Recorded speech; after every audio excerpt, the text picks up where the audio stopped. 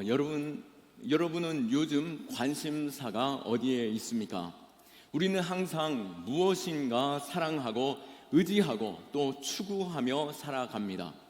하나님은 사람을 창조하실 때 분명한 목적을 가지고 우리를 창조하셨습니다.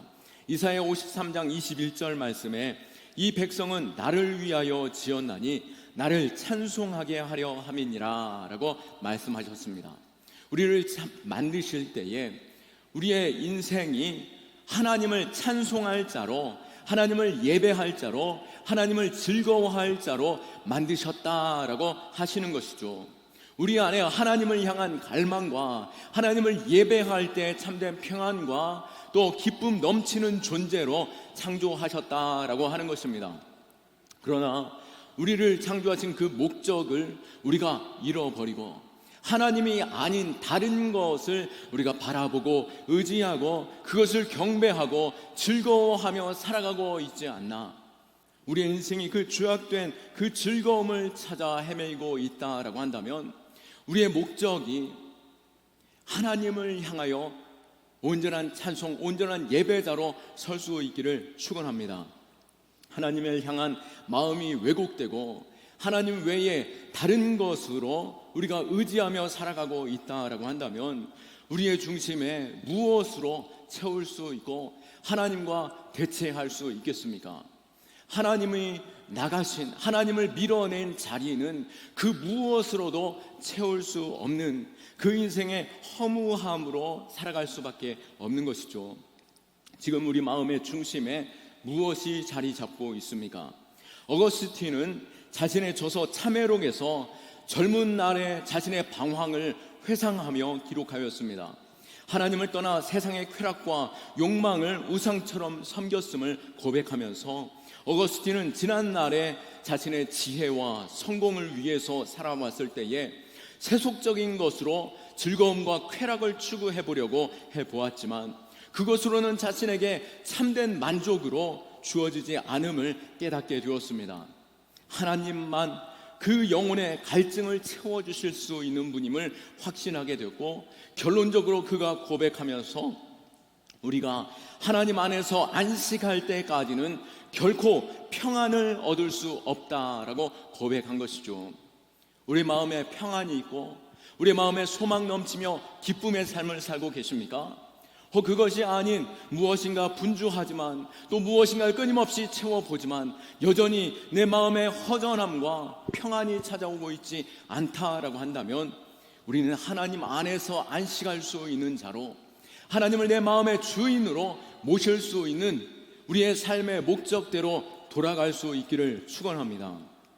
이 고백은 우리 모두에게도 중요한 교훈이 되는 것입니다.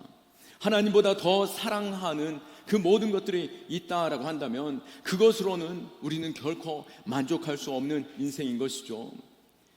우리의 모든 인생을 그 세상의 것으로 쫓아갈 때 오히려 그것이 내 것인 줄 알지만 내가 오히려 그것에 빼앗기는 인생, 그것에 휘둘리는 인생 되었음을 깨닫게 됩니다.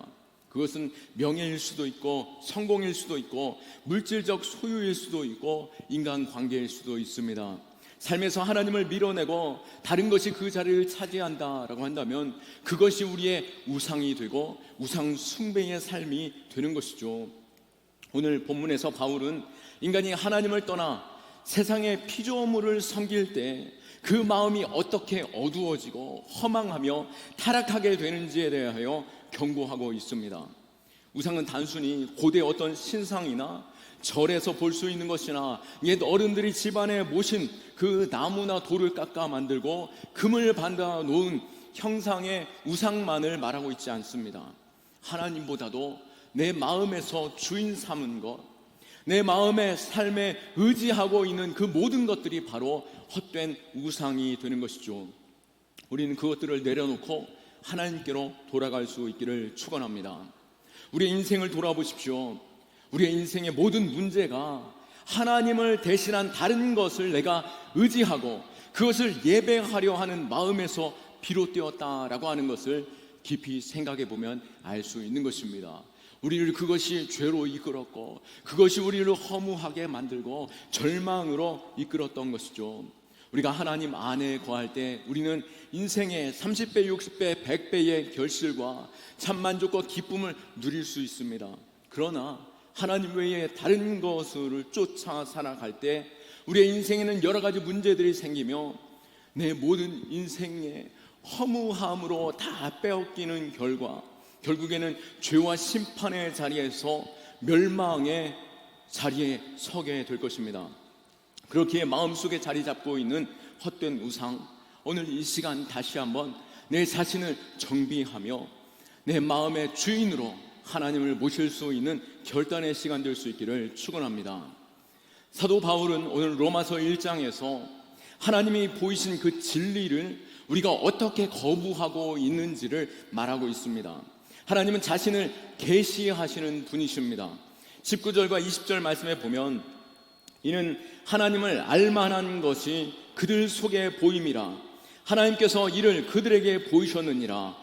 창세로부터 그의 보이지 아니하는 것들 곧 그의 영원하신 능력과 신성이 그가 만드신 만물에 분명히 보여 알려졌나니 그러므로 그들이 핑계하지 못할지니라. 아멘. 하나님께서는 세상 모든 만물을 창조하시고 그 만물에 하나님의 성품과 하나님의 의지와 하나님이 누구신가를 깃들여 놓았고 그 모든 만물을 바라볼 때 우리로 하여금 명확하지는 않지만 하나님의 어떤 분이신가 두려워하고 경외하며 그 앞에 엎드리는 존재로 만드셨습니다.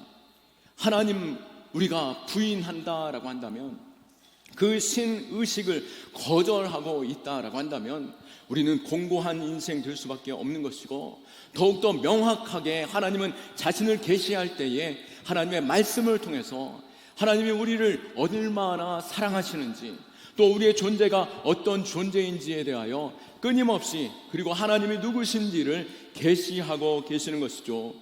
우리는 이 자연 만물과 하나님이 계시하는 그 계시를 통하여 하나님을 아는 자 되었음에도 불구하고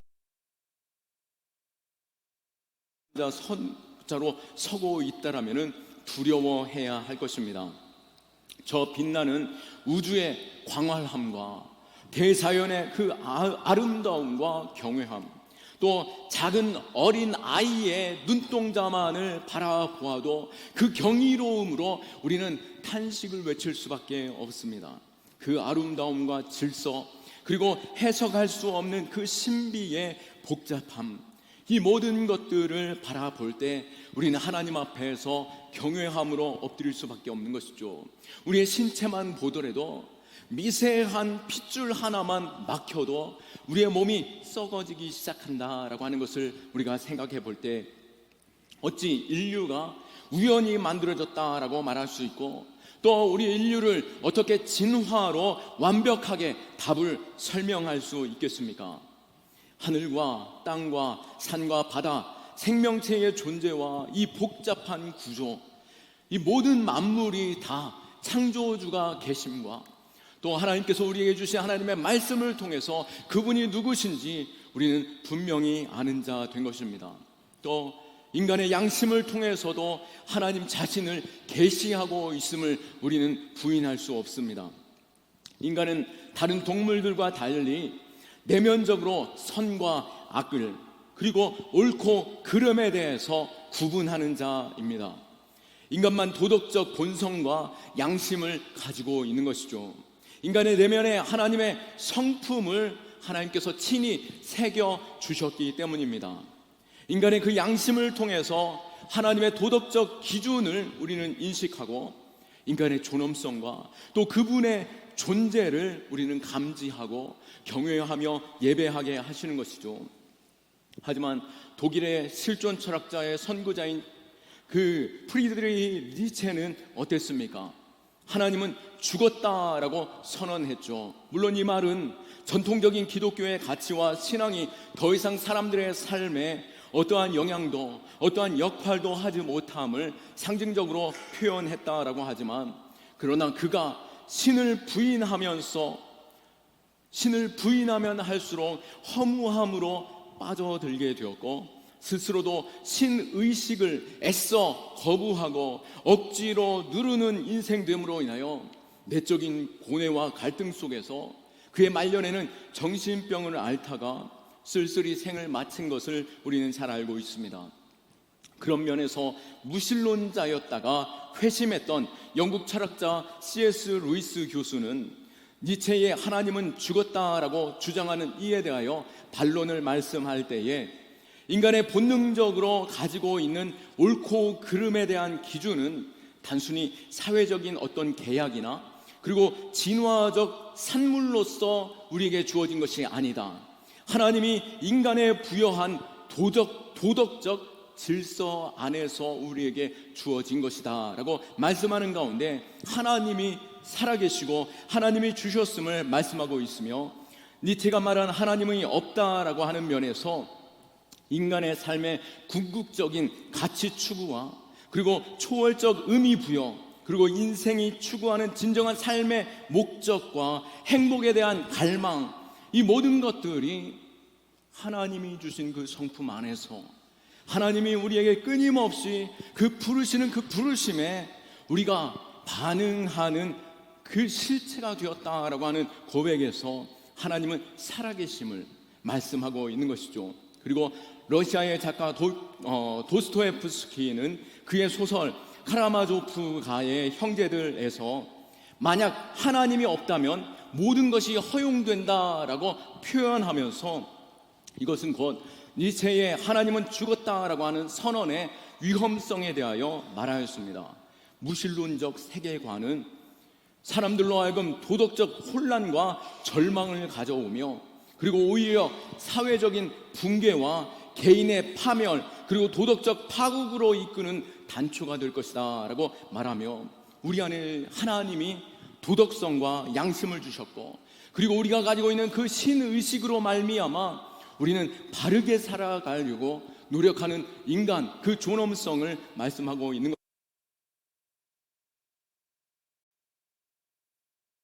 것입니다. 도덕적 본성에서도 발견되는 것입니다.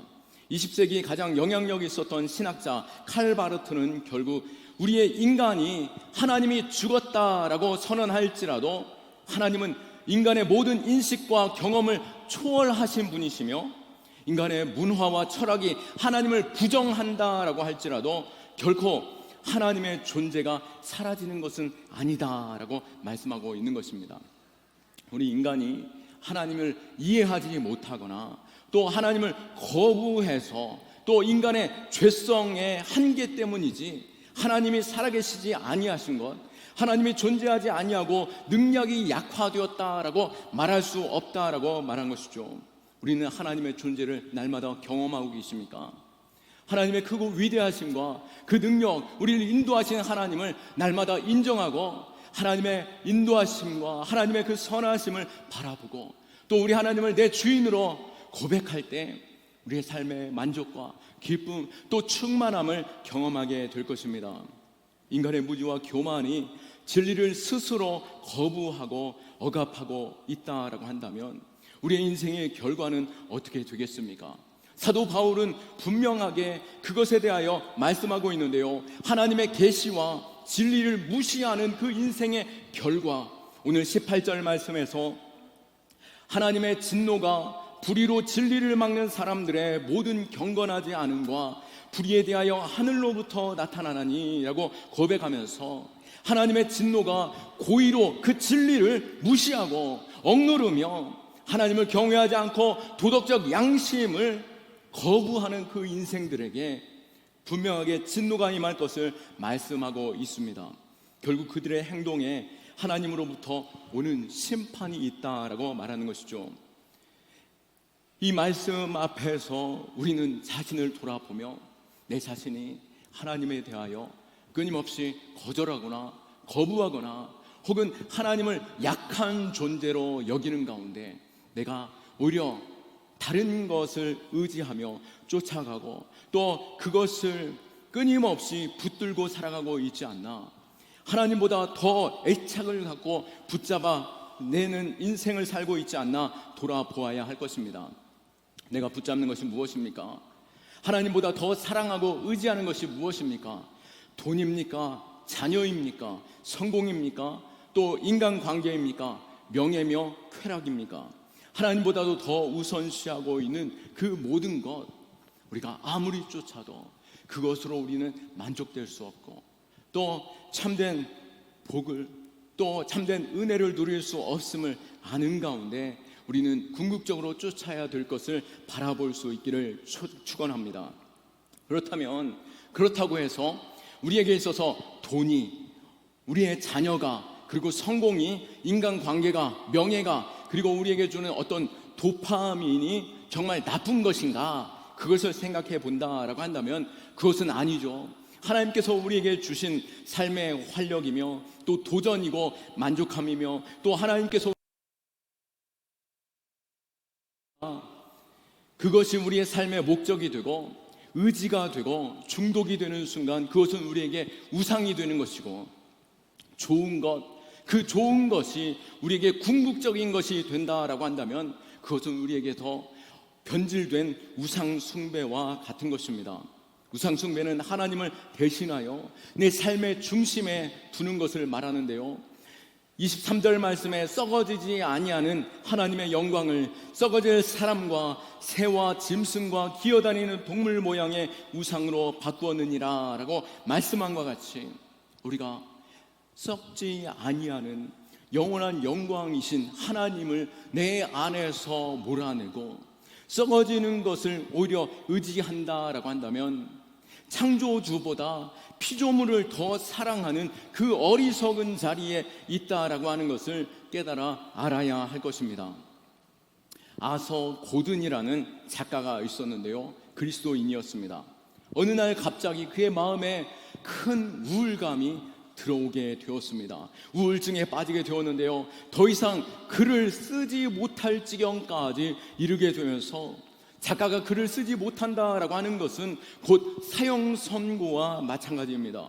결국 그는 자살까지도 생각하면서 망연자실을 하고 있었는데요, 그러다가 자신의 어릴 때 친구, 그리고 현재는 의사이면서 상담가인 친구가 생각나 그에게 찾아가 자신의 사정을 털어놓기 시작했습니다.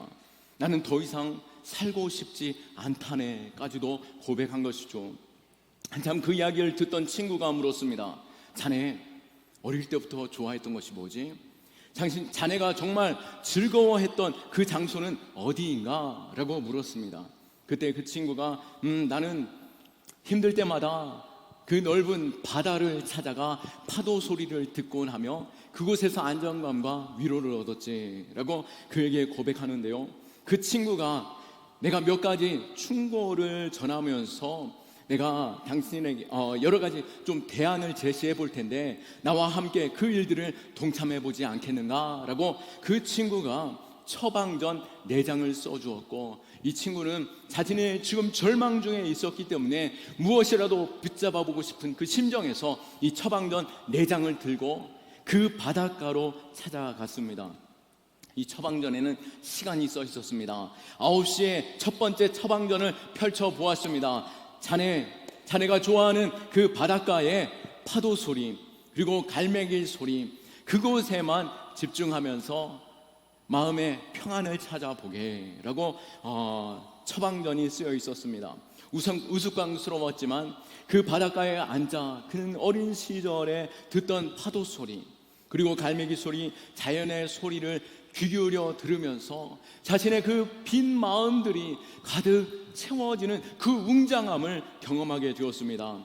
12시에 두 번째 처방전을 펼칠 때에 자네가 어릴 때 지금까지 살아오면서 행복했던 기억이 있지 않는가? 당신의 그 행복했던 기억을 하나하나 되돌려 생각해 보게라고 써 있었습니다.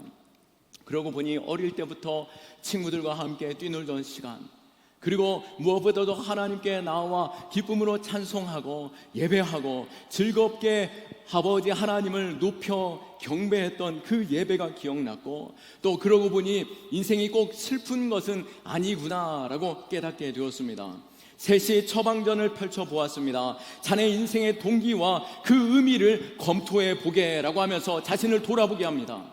자신을 돌아보니 내가 지금껏 살아오는 그 인생의 의미와 그리고 동기를 보니 사람들에게 명예의 욕이 내 안에 가득했구나라는 것을 깨달았습니다.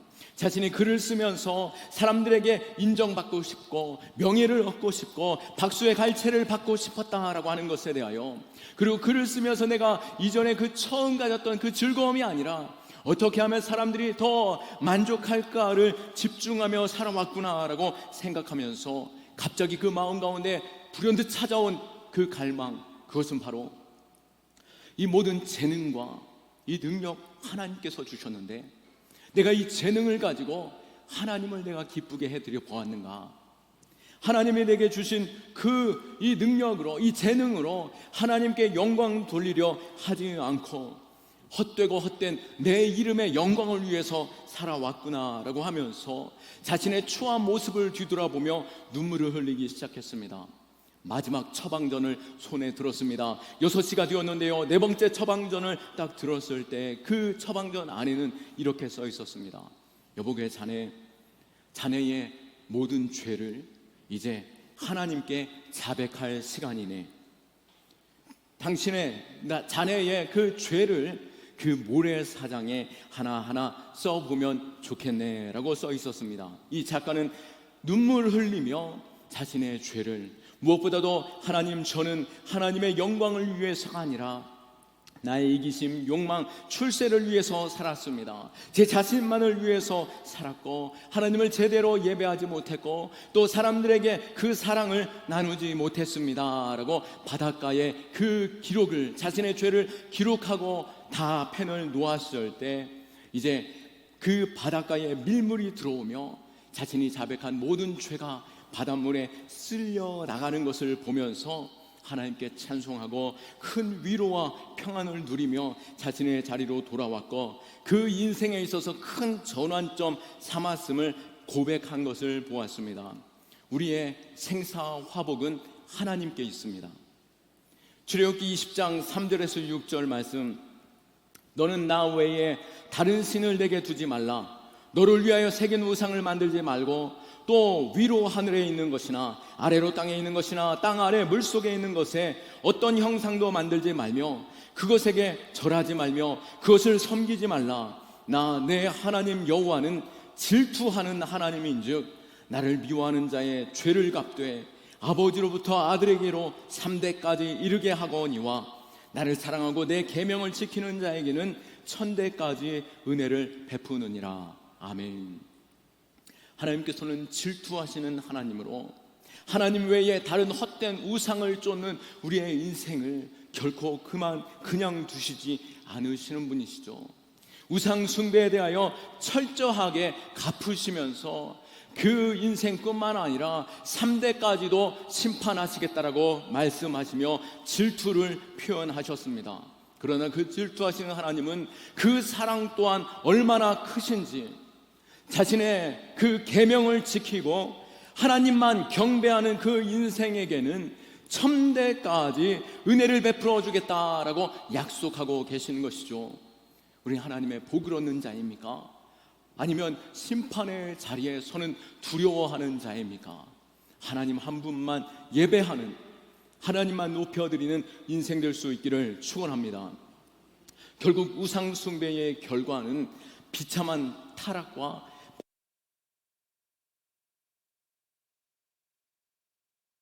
무서운 심판은 무엇이겠습니까?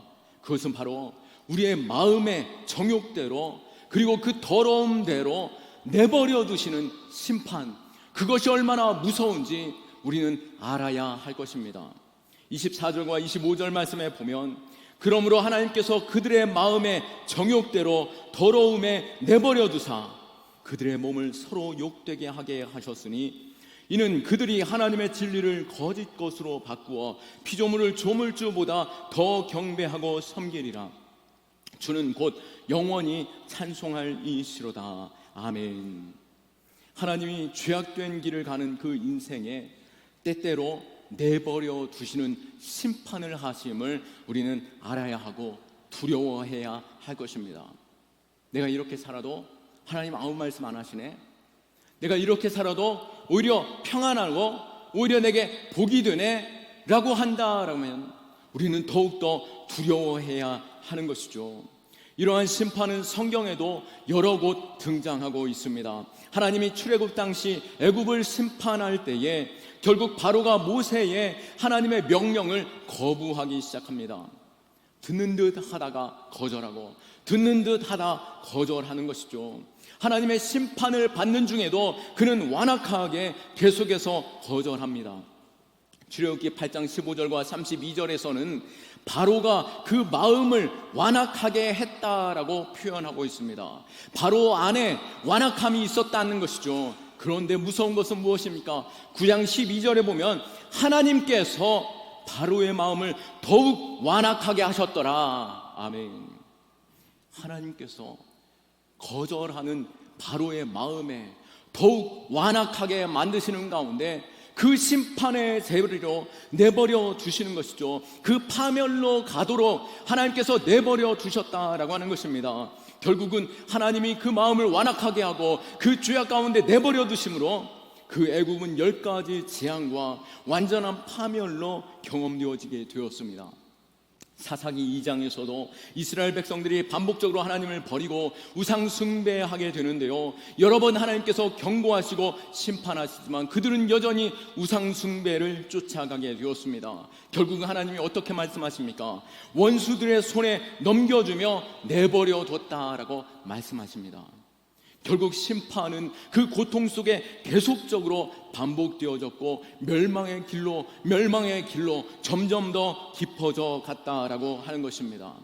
하나님은 호세아 4장 7절에서도 이스라엘을 향해 에브라임이 우상과 연합하였으니 버려두라라고 말씀하며 헛된 우상을 쫓는 그 인생이 결국에는 하나님께 버림받음으로 인하여 그 죄악 가운데 내버려 두어지고 결국엔 그 심판에서 헤어나오지 못하는 지경까지 이르게 된 것이죠. 우리의 삶 속에 헛된 우상을 쫓는 죄악, 결국 끊임없이 죄의 길로 이끄는 그 죄악을 따라가는 그 어리석은 자 되지 않기를 축원합니다.